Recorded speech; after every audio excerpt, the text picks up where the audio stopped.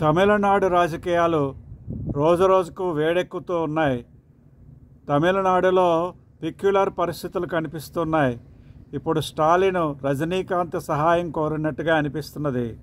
కమల్ హాసన్ రజనీకాంత్ కలిసి నటించబోయేటువంటి చిత్రాలు ముందు ఉన్నాయి కాబట్టి హఠాత్తుగా రజనీకాంత్ స్టాలిన్ నా మిత్రుడే, స్టాలిన్ చాలా నేషనల్ లీడరు అని పొగడ్తలు కురిపించడం ఈ యొక్క తమిళ ముఖ చిత్రంలో ప్రత్యేకంగా కనిపిస్తూ ఉన్నది.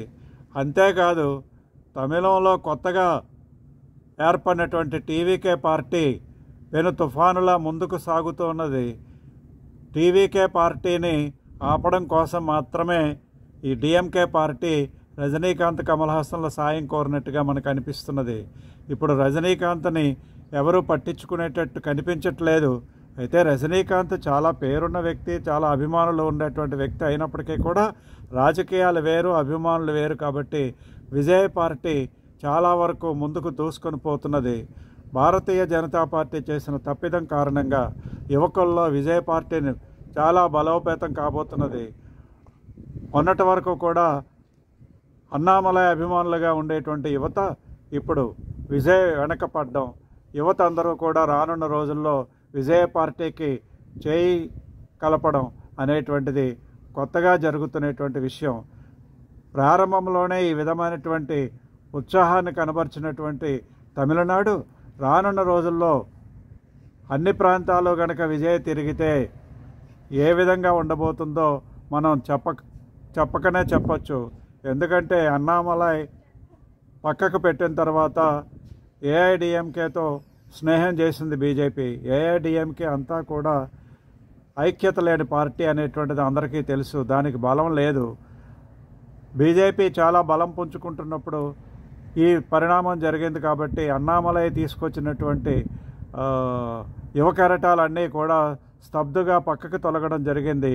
కొత్త నినాదంతో తమిళనాడులో ద్రావిడ్ నినాదాన్ని పక్కన పెట్టి జాతీయవాదం నినాదంతో ముందుకు తీసుకొచ్చినటువంటిది చాలామంది యువకులు అప్పుడు ఉద్రేకంతో, ఉత్సాహంతో ముందుకొచ్చారు.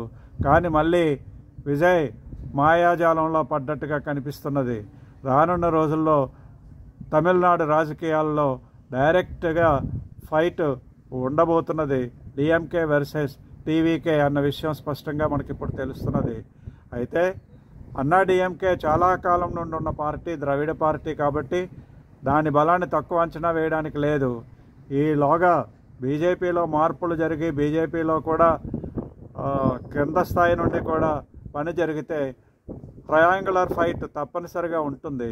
కాబట్టి యాంటీ ఎన్కంబరెన్స్ని ఎవరు ఎన్కాష్ చేసుకోబోతున్నారు, డిఎంకే వ్యతిరేక ఓటు ఎవరికి పడబోతున్నది అనే విషయంపైనే ముఖ్యంగా తమిళ రాజకీయాలు ఆధారపడతాయి అనేటువంటిది మనకి ఇక్కడ స్పష్టంగా తెలుస్తున్నది.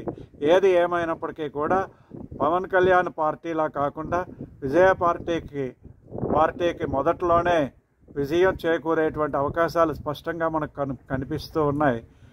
కనుకనే విజయ్ చాలా ఉత్సాహంగా ముందుకు పోతున్నాడు. అంతేకాదు అతడి ఎత్తుగళ్ళు కూడా చాలా చక్కగా ముందుకు వెళ్తున్నాయి. మదురైలో మీటింగ్ సక్సెస్, తిరుచిలో మళ్ళీ నుంచి ప్రారంభం, ఇవన్నీ కూడా చరిత్ర తిరగరాస్తున్నట్టుగా అనిపిస్తున్నది. రానున్న రోజుల్లో విజయ్ అనేటువంటి వాడు యూత్ ఐకాన్ కాబోతున్నాడు అనేటువంటిది తప్పనిసరిగా చెప్పక తప్పదు. లేదా రానున్న ప్రభుత్వంలో విజయ్ లేకుండా ఎవరూ కూడా ప్రభుత్వాన్ని ఏర్పాటు చేయలేరు అనేటువంటి విషయం కూడా ఈ సందర్భంగా మీ అందరికీ కూడా స్పష్టం చేస్తున్నాను. జై హింద్, జై భారత్.